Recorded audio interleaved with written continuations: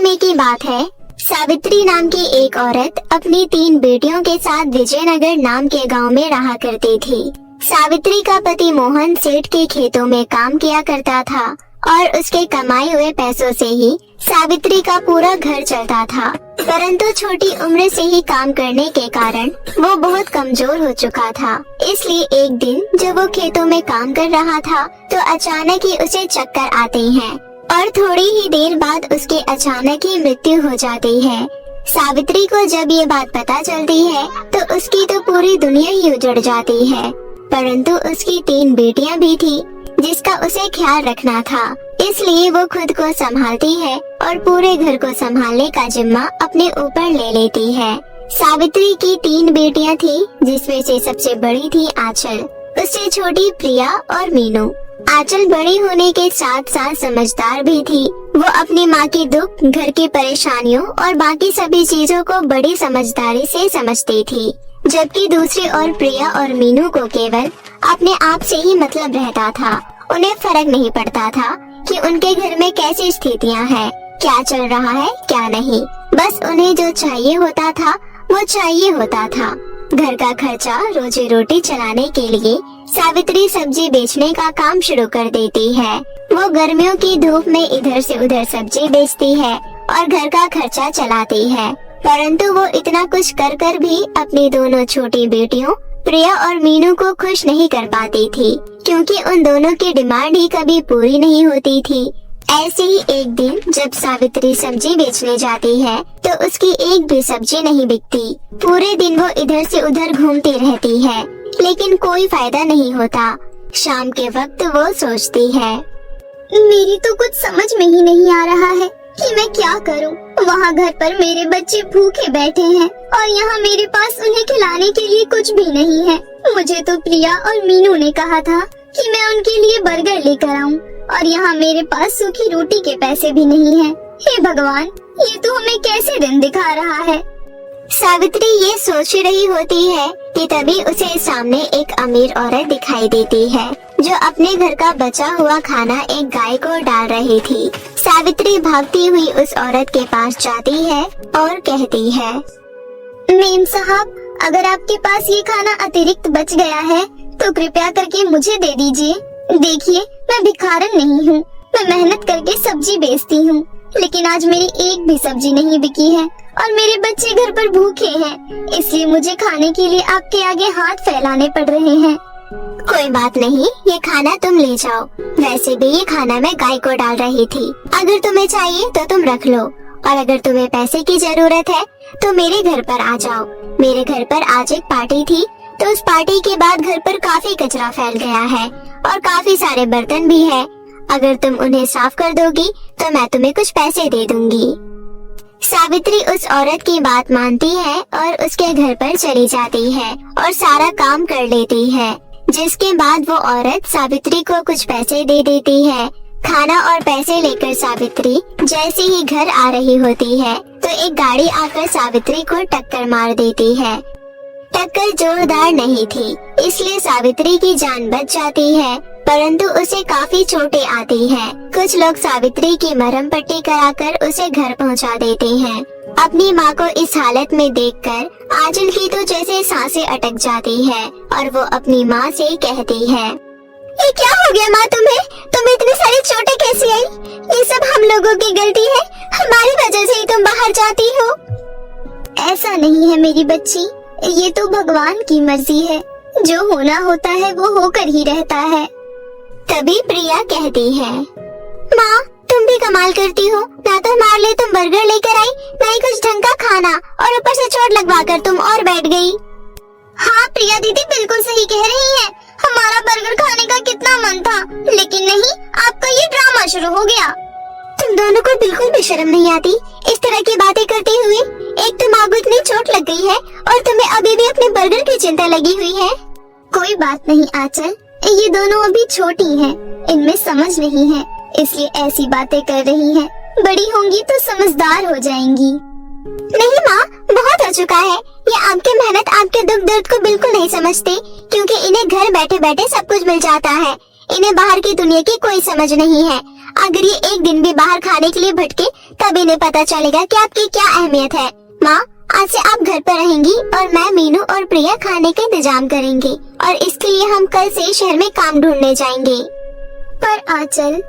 नहीं माँ, अब और नहीं, आपको मेरी बात माननी होगी और तुम दोनों को भी, समझी? अगले दिन आंचल प्रिया और मीनू को लेकर जंगल के रास्ते से शहर की तरफ निकल पड़ती है। प्रिया और मीनू को आंचल पहले से ही पसंद नहीं थी, लेकिन जो कल हुआ उसके बाद से तो मीनू और प्रिया आंचल से नफरत करने लगी थी। जंगल के रास्ते में वो लोग आपस में बात कर रहे थे। मुझे तो समझ नहीं आता कि ये आंचल की बच्ची अपने आप को समझती क्या है। अगर हमसे बड़ी है तो क्या हम पर रोक जमाएगी, हमसे काम करवाएगी? हाँ प्रिया दीदी, आप बिल्कुल सही कह रही हो। अब हम क्या इस उम्र में काम करेंगे?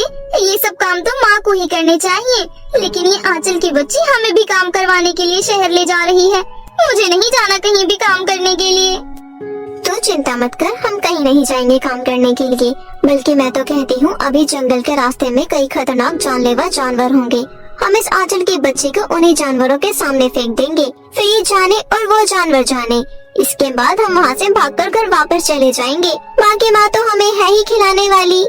क्या बात है दीदी, आपका आइडिया तो फर्स्ट क्लास है।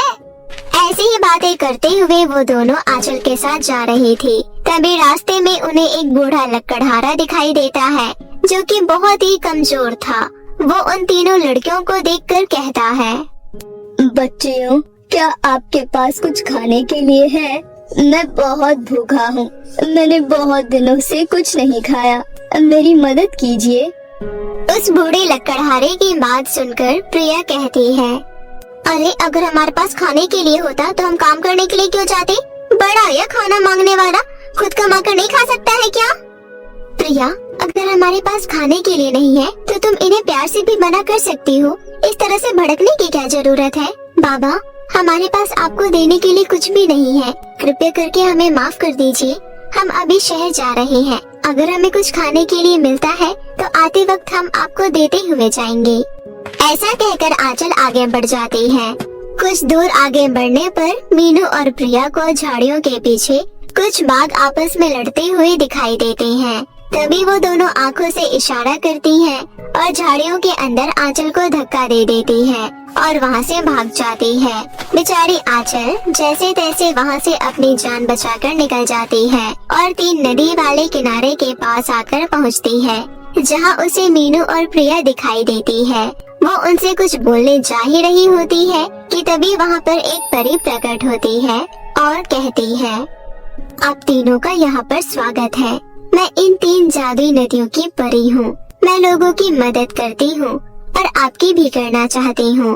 आप जो अपने सामने ये तीन नदियाँ देख रही हैं, इनमें से पहली नदी हीरो से भरी हुई है, जो बहुत ही ज्यादा अनमोल है। दूसरी नदी सोने और चांदी का भंडार है तथा तीसरी नदी में बहुत ही जरूरतमंद लोग हैं, जिन्हें सेवा करने के लिए किसी की जरूरत है। आप लोग अपनी इच्छा अनुसार किसी भी नदी को चुन सकती हैं और उसके नाव में बैठकर आप इस नदी में प्रवेश कर सकती हैं। हीरे बहुत ही कीमती होते हैं और वो मुझे बहुत पसंद भी है, इसलिए मैं तो हीरे वाली नदी को ही चुनूंगी। सोने चांदी में तो मैं इस पूरी दुनिया को खरीद सकती हूँ, इसलिए मैं दूसरी यानी कि सोने चांदी वाली नदी को चुनती हूँ। सोना, चांदी, हीरे, जवाहरात तो सब यही रह जाएगा। अगर हमारे साथ कुछ आएगा तो वो है लोगों की दुआएं और उनका आशीर्वाद। इसलिए मैं लोगों की मदद करना चाहती हूँ और मैं तीसरी नदी को चुनती हूँ। ऐसा कहकर तीनों बहनें अपनी अपनी चुनी हुई नदी की नाव में बैठ जाती है। प्रिया अपनी नाव में बहुत सारे हीरे भर लेती है। दूसरी तरफ मीनू अपनी नाव में सोने और चांदी का भंडार कर लेती है। इतना सब कुछ अपने नाव में भरने के कारण उन दोनों की नाव असंतुलित होकर नदी में ही गिर जाती है और वो दोनों डूबकर वहीं मर जाती है। वहीं तीसरी ओर जब आंचल सेवा करने के लिए लोगों को ढूंढती है तो उसे अपनी नदी में केवल धन दौलत, पैसे, हीरे, जवाहरात ही मिलते हैं। आंचल नदी की तरफ से मिले उन हीरे जवाहरातों को लेकर ऊपर आ जाती है, लेकिन तभी वो देखती है कि उसकी दोनों बहनें वहाँ पर नहीं हैं और वो परी से पूछती है, हे परी, कृपया करके आप मुझे बताएंगी कि मेरी बहन कहाँ है? परी सारी कहानी आंचल को बताती है, जिसे सुनकर आंचल की आंखों में आंसू आ जाते हैं और वो कहती है, हे परी, कृपया करके मेरी बहनों को मुझे वापस कर दीजिए। मुझे ये धन दौलत नहीं चाहिए, मुझे तो मेरी बहनें चाहिए। हाँ, मानती हूँ कि उनसे बहुत बड़ी गलती हुई है, उनके लालच ने ही उन्हें इस मुकाम तक पहुँचाया है, पर आखिरकार वो मेरी बहनें हैं। पर उन्होंने तो तुम्हारी जान लेने की कोशिश की, यहाँ तक कि तुम्हारी और तुम्हारी माँ की इज्जत तक नहीं की, दूसरों को भी भला बुरा कहा, फिर भी तुम उन्हें बचाना चाहती हो। चाहे वो जैसी भी है, पर है तो मेरी बहनें ही ना, और अभी नहीं तो बाद में, पर मैं उन्हें अच्छे से समझा दूंगी, उन्हें ईमानदारी की राह पर चलना सिखा दूंगी। तुम सच में बहुत ही अच्छी हो आंचल, ईश्वर तुम्हारा सदैव भला करे।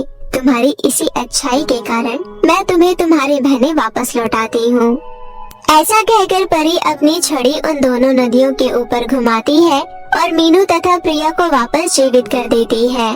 मीनू और प्रिया को जब आंचल की बातों का पता चलता है तो वो उसके पैरों में पड़ जाती है और अपने किए के लिए माफी मांगती है, और आंचल उन्हें बड़ा दिल रखकर माफ कर देती है। जिसके बाद परी उन तीनों को धन दौलत के साथ विदा करती है, जिसे लेकर आंचल अपनी माँ के पास आ जाती है और वो तीनों बहनें तथा सावित्री खुशी खुशी अपना जीवन व्यतीत करने लगती हैं। एक बार की बात है, एक छोटे से शहर में पिंकी नाम की एक लड़की रहती थी। पिंकी अपने माता पिता की इकलौती औलाद थी और वो पढ़ने में भी काफी होशियार थी, परंतु पिंकी का रंग काला था, जिस वजह से उसे लोगों के बहुत ताने सुनने पड़ते थे। साथ ही स्कूल में भी उसका सब बहुत मजाक बनाते थे। लेकिन पिंकी क्लास के बिल्कुल लास्ट वाले डेस्क पर बैठी हुई थी, और वो भी अकेले, क्योंकि कोई भी उसके साथ बैठना नहीं चाहता था। काले रंग की वजह से उसके स्कूल में उसका कोई दोस्त नहीं था। तभी मोना नाम की एक लड़की क्लास के अंदर आती है और कहती है, अरे आज मैं बहुत लेट हो गई, क्लास में तो बैठने की जगह ही नहीं बची। तभी पिंकी मोना से कहती है, मोना मेरे बगल वाली सीट खाली है, अगर तुम चाहो तो यहाँ आकर बैठ जाओ। नहीं, मैं तेरे साथ नहीं बैठूंगी, तू बहुत काली है, अगर मैं तेरे साथ बैठूंगी तो मैं भी काली हो जाऊंगी, मैं पागल थोड़ी ना हूँ जो तेरे पास बैठूंगी। मोना की बात सुनकर पिंकी को बहुत बुरा लगता है, क्योंकि उसे हर रोज यही सब सुनना पड़ता था। इसी वजह से उसका स्कूल आने का भी मन नहीं करता था। स्कूल की छुट्टी के बाद पिंकी रोते हुए अपने घर लौटती है और अपनी माँ से कहती है, माँ मुझे स्कूल में नहीं पढ़ना, सब लोग मुझे काली काली बोलकर चढ़ाते रहते हैं, मुझे बिल्कुल अच्छा नहीं लगता माँ। पिंकी की बातें सुनकर पिंकी की माँ कहती है, अरे तू चिंता मत कर बेटी, तुझे पता है तेरे पापा का दूसरे शहर में ट्रांसफर हो गया है, अगले महीने हम लोग ये शहर छोड़कर दूसरे शहर में चले जाएंगे, वहाँ पर हम तेरा बहुत अच्छे स्कूल में एडमिशन करवाएंगे। सच्ची में माँ? हाँ मेरी बच्ची। अपनी माँ की बातों से पिंकी बहुत खुश होती है और उम्मीद करती है कि नए स्कूल में जाने के बाद सब कुछ ठीक हो जाएगा, वहाँ सभी उससे अच्छे से बात करेंगे और सभी उसके दोस्त बन जाएंगे। इसी तरह एक महीना बीत जाता है और पिंकी अपने परिवार वालों के साथ दूसरे शहर में चली जाती है। वहाँ जाकर उसके माता पिता उसका एडमिशन एक बड़े से स्कूल में करवा देते हैं। पिंकी एक नई उम्मीद के साथ स्कूल जाती है, लेकिन पहले ही दिन उसकी सारी उम्मीदों पर पानी फिर जाता है। इस स्कूल के बच्चे तो और भी ज्यादा बुरे थे और वो पिंकी से बहुत बुरी तरह बात कर रहे थे। अरे वो देख, वो हमारे स्कूल में नहीं आई है, देख तो जरा कितनी काली है। अरे ये तो अमावस की रात से भी ज्यादा काली है, लेकिन इसे हमारे स्कूल में एडमिशन कैसे मिल गया? मुझे तो इसे देखकर लग रहा है कि आज का दिन हमारा खराब होने वाला है। तुम सही कह रही हो, देखो तो जरा कितनी डरावनी लग रही है। अगर कोई छोटा बच्चा इसको रात में देख ले तो वो चुड़ैल समझकर डर ही जाएगा। तभी पूरी क्लास जोर जोर से हंसने लगती है। तभी क्लास में टीचर की एंट्री होती है और वो बच्चों से कहती है, बच्चों फटाफट रेडी हो जाओ, आज मैं तुम्हारा सरप्राइज टेस्ट ले रही हूँ। अरे यार, आज फिर से सरप्राइज टेस्ट? कहा था ना मैंने, आज का दिन हमारा खराब हो जाएगा। ये काली लड़की तो सच में बहुत मनहूस है।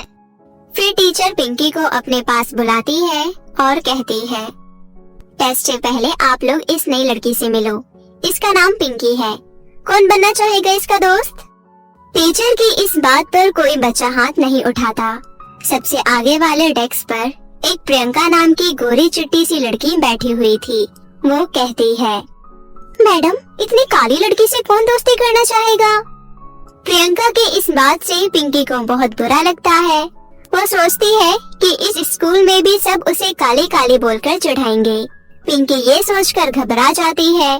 क्लास खत्म होने के बाद प्रियंका पिंकी के पास आती है और कहती है, अरे अरे, देखो तो जरा इस काली चुड़ैल को।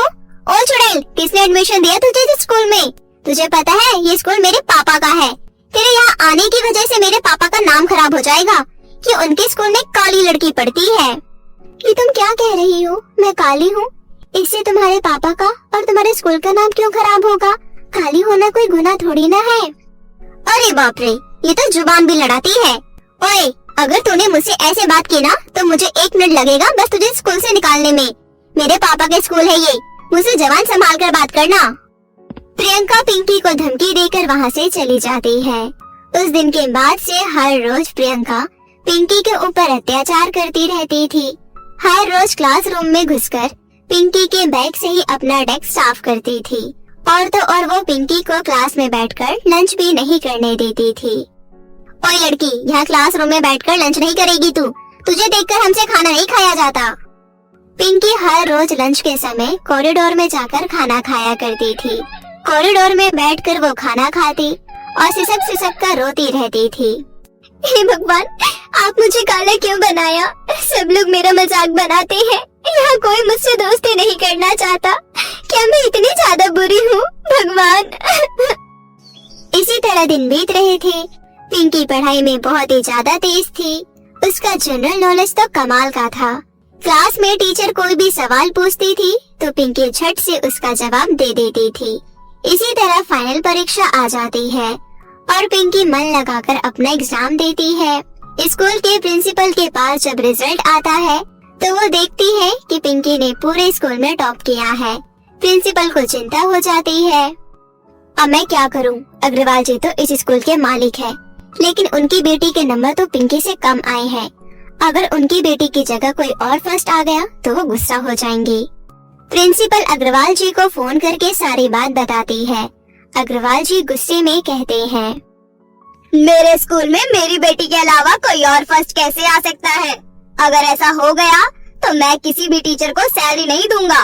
वैसे भी हर साल मैगजीन में फर्स्ट आने वाले बच्चों की फोटो लगती है। उसमें इतनी काली लड़की की फोटो छपेगी तो कैसा लगेगा? अब आप लोग देख लीजिए क्या करना है आप लोगों को। प्रिंसिपल चिंता में आ जाती है। वो पिंकी का नंबर कम कर देती है और प्रियंका का नंबर बढ़ाकर उसको पूरे स्कूल में टॉप करवा देती है। क्लास में जब सभी बच्चों को रिजल्ट दिखाया जाता है तो पिंकी प्रिंसिपल मैडम के पास जाकर कहती है, मैम, मेरा एग्जाम बहुत अच्छा गया था। मुझे सारे क्वेश्चन आते थे, फिर मुझे इतने कम मार्क्स कैसे मिल सकते हैं? मैंने तो सभी प्रश्नों के सही उत्तर दिए थे और प्रियंका टॉप कैसे आ सकती है? उसने तो मेरे सामने चीटिंग करी थी। अब जो है वो है पिंकी, मैं इसमें कुछ नहीं कर सकती। तुम हार मानना सीख जाओ बेटी। पिंकी उदास होकर वहाँ से चली जाती है। तभी वो प्रियंका की बातें सुन लेती है। प्रियंका अपनी सहेलियों को सारी बातें सच सच बता रही थी कि कैसे उसके पापा ने पिंकी के नंबर कम करवाकर प्रियंका के नंबर बढ़वाए हैं। ये सुनकर पिंकी को बहुत बुरा लगता है। वो घर चली जाती है और रोने लगती है। माँ, मुझसे कोई प्यार नहीं करता, कोई भी नहीं। मैं तो तुझसे कितना प्यार करती हूँ बेटी। बस तुम ही तो करती हो, और तो कोई नहीं करता ना। मेरा कोई दोस्त नहीं है। यहाँ तक कि परीक्षा में सबसे ज्यादा नंबर मिलने के बाद भी मेरे नंबर कम कर दिए गए हैं। मैं अब स्कूल नहीं जाऊंगी माँ। पिंकी 2 दिनों तक स्कूल नहीं जाती है। उसके स्कूल ना जाने पर स्कूल में कोई उसकी खोज भी नहीं करता। इतने में स्कूल क्विज कंपटीशन शुरू हो जाता है। पिंकी के स्कूल से प्रियंका कंपटीशन में भाग लेती है। ये कंपटीशन स्कूल के प्रेस्टीज से जुड़ा हुआ था।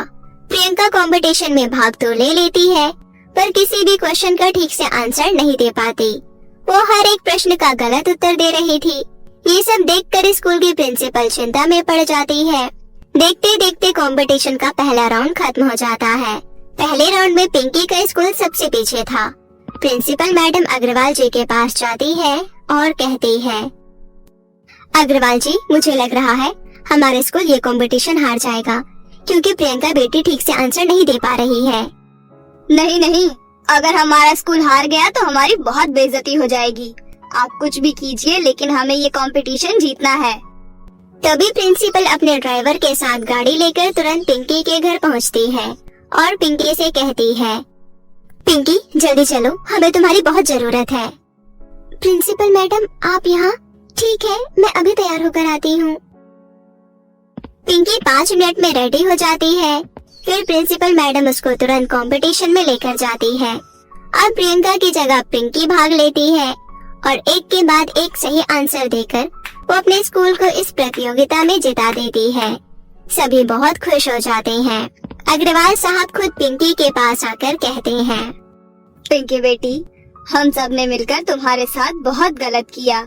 मैं अपनी गलतियों के लिए बहुत शर्मिंदा हूँ। तभी प्रिंसिपल मैडम भी कहती है, हाँ पिंकी, मैं भी बहुत शर्मिंदा हूँ। तुम तो हमारे स्कूल की असली शान हो। तभी वहाँ पर प्रियंका भी आती है और कहती है, हाँ पिंकी, मुझे भी समझ आ गया कि ऊपरी खूबसूरती से कुछ नहीं होता। आज से तुम मेरी दोस्त हो। सच में प्रियंका? हाँ पागल, सच में। इतना कहकर प्रियंका पिंकी को गले लगा लेती है। स्कूल को कंपटीशन जीतने का प्राइज मिलता है और पिंकी को भी क्लास का टॉपर घोषित किया जाता है। अब तो क्लास के सारे बच्चे पिंकी के दोस्त बन गए थे और पिंकी प्रियंका की बेस्ट फ्रेंड बन जाती है। अब पिंकी को सब कुछ मिल जाता है। इसी तरह अब वो अपनी जिंदगी खुशी से बिताने लगती है।